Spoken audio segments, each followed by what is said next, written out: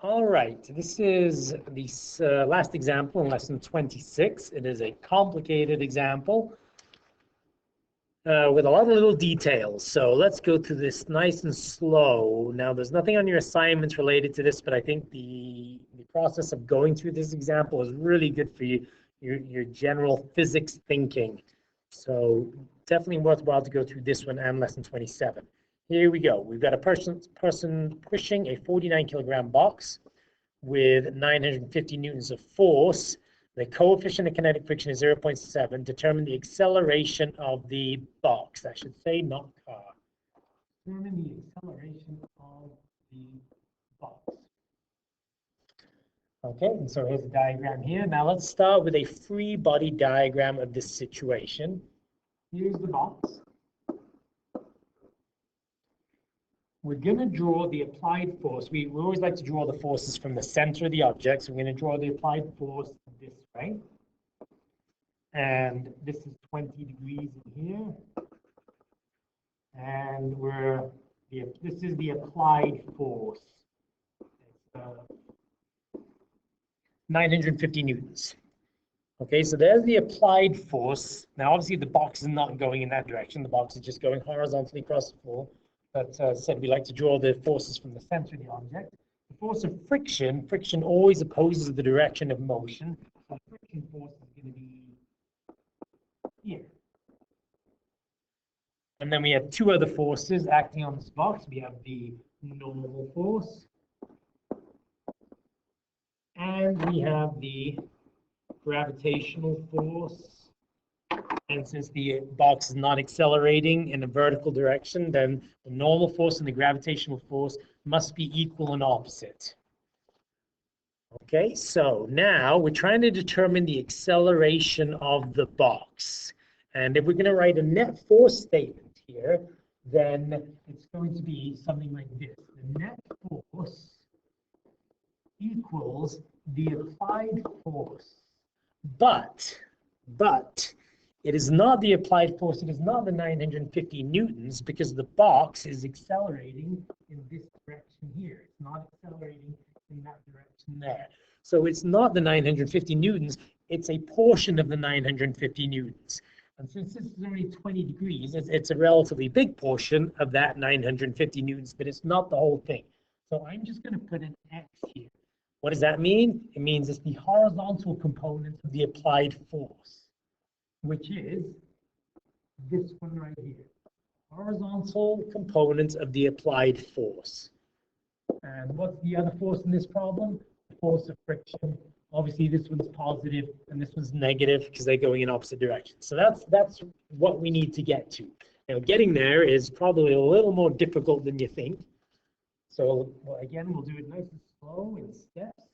Step one is going to be to separate the applied force into components.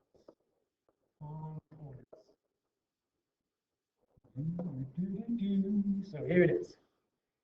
950 newtons, 20 degrees, newtons, x component, y component, x component, y component. You should be, it's a 90-degree triangle. You should be getting pretty good at this now. We're just going to use sine and cosine. Cosine for the x. Cosine of 20 degrees equals x over 950. And therefore x equals, and it turns out to be 892.707. All right, so most of the overwhelming majority of the applied force is being used to actually push the box forward. Obviously, if you increase that angle, then less of the force, then more force is going to push it into the ground. Then we'll do the y components also. The y components is sine of 20 degrees equals y over 950. And then the y component turns out to be 324.919 newtons. That should be newtons too. Okay. Now, of course, you might be asking yourself, why do I need the y component? The object is not accelerating in the vertical direction. Well, that's going to become obvious in a minute. All right, now let's go back up to see if we've got. Yes, so we're making some headway here. What do we have here? We now have this value here.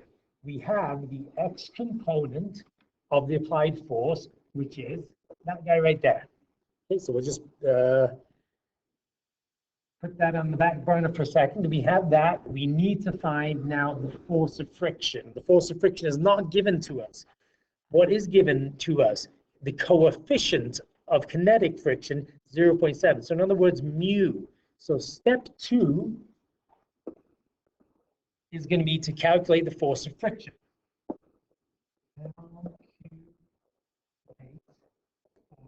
Friction. And here we have to look at this free body diagram, and we have to ask ourselves, in terms of the force of the, here's a formula for the force of friction.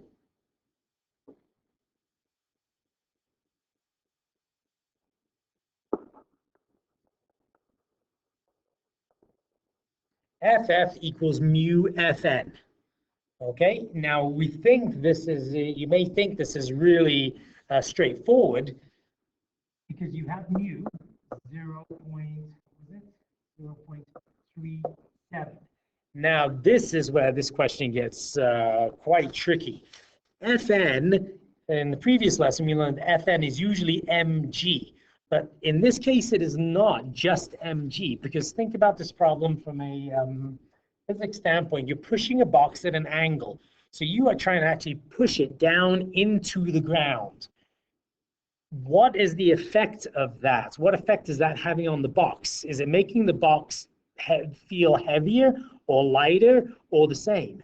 And the answer is heavier. If you're pushing at an angle, the box is going to be forced into the ground. So the Earth, if you ask the Earth, what's the mass of that box, or how heavy is that box, you'd say it's actually heavier than 49 kilograms, because you're pushing it down into the Earth. So the normal force in this case is not simply the opposite of mg. And this is how we have to do actually a net force statement for the vertical component here.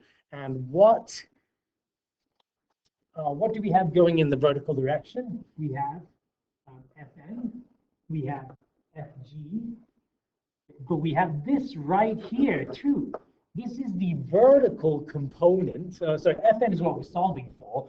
But this is the vertical component, which we've solved for right here. This vertical component is also being pushed down into the ground. So we have to take that into account. So the net, here's our statement for the net force in the vertical direction. The net force equals Fg plus Fn plus the y component of Fa. Let me do that again. Let's write Fa y component. Fa y, the y components of the applied force. All right. Now, what is the net force? The object is not accelerating in a vertical direction, so the net force is 0. But actually, before we do that, what are we solving for here? We're trying to get, we've got mu over here, but mu, we need Fn. So let's get Fn by itself. Fn equals Fnet minus Fg minus Fa y component. And Fnet, so just alluded to, is going to be 0. Because the object is not accelerating in the vertical direction. Minus Fg is going to be mg, the mass, times gravity. Don't forget your signs here. And then the y components, which we already calculated. And just before we do that, let's make sure we're good on all our signs. What are the directions of all these forces? Well, this one, the net force here is 0, so it has no direction. Gravity is going down, so it's negative. And this one is also going down, so it's negative. So I've accounted for the negative in gravity right here. This one also must have a negative sign to it. That must be negative 300.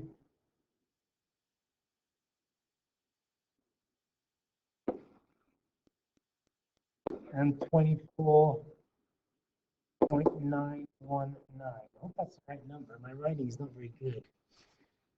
Anyway, let's hope it is. Equals. All right, equals blah, blah, blah, blah, blah, blah, blah. So you do it back and you get this. 805.609 newtons. That is the normal force. Right? Again, it's because I'm pushing the box down into the ground. So the ground is going to experience more force on it because of the way I'm pushing it at an angle. More than it would if there was nothing pushing it at all. It was just resting on the ground. Okay, finally, now I can go back up to here and fill that in. 805.609 equals, this gives me the force of friction, which turns out to be 298.075 newtons. And now that I've got my force of friction and I've got my horizontal component of my applied force, I can now just plug them into this formula right here. So let's just do it a little neater. So that would be the F net equals FAX plus FF. FAX was 892.707 plus, and the force of friction is in the opposite direction, so we have to attach a negative to it. 298.075. That gives me a net force of 594.632 newtons. And then my last step for this is going to be to find the acceleration. And the acceleration equals net force divided by the mass, 594.632 divided by the mass, which is 49. And that gives me an acceleration of 12 meters per second. Okay, so that's a pretty intense problem. Definitely one of the more intense problems in the actual entire physics curriculum, just because there's so many little details to take care of. But if you understand that problem, you are gold. So that's it. We'll move on to lesson 27.